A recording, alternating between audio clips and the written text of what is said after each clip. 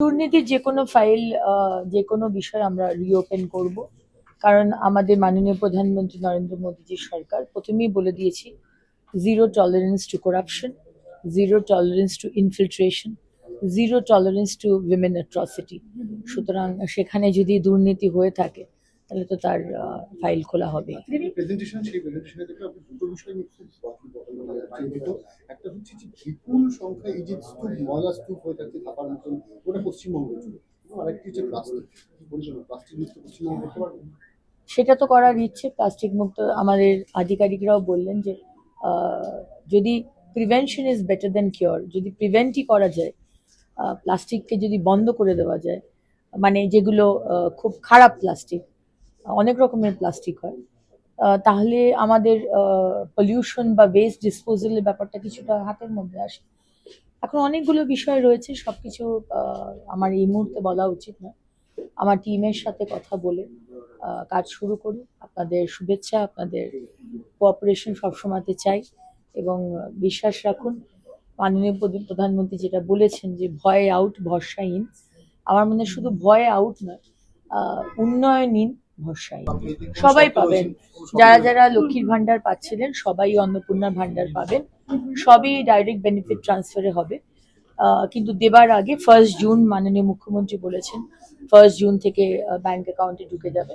কিন্তু তার আগে আমরা একটি অ্যানালিসিস করতে চাই যে যাদের যাদের নাম কাটা গেছে তারা যদি কেউ পায় তাহলে তো তাদের পাওয়ার কথা নয়, যিনি মারা গেছেন তার তো পাওয়ার কথা নয়, যিনি আমাদের দেশের নাগরিক নন তার তো পাওয়ার কথা নয়।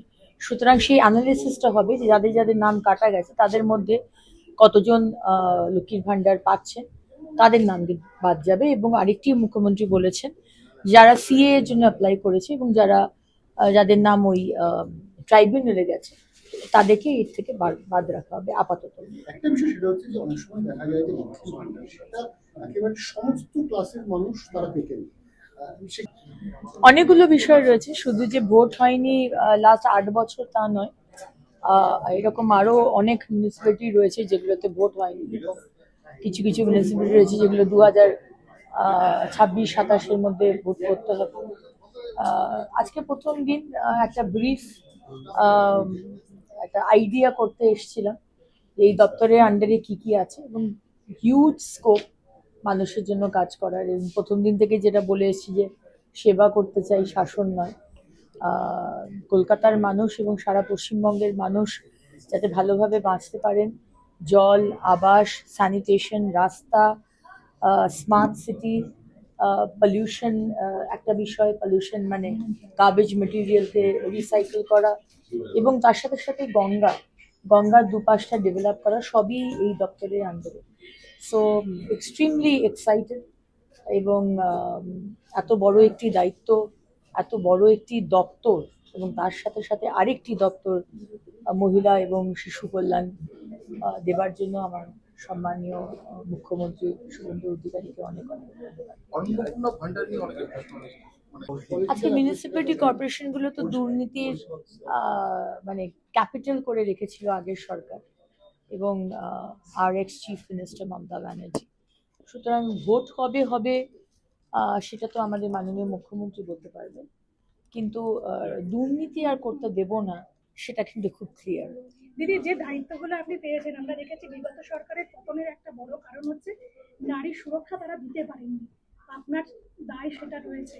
প্রথম দিন থেকে মহিলাদের জন্য লড়াই করে এসেছি।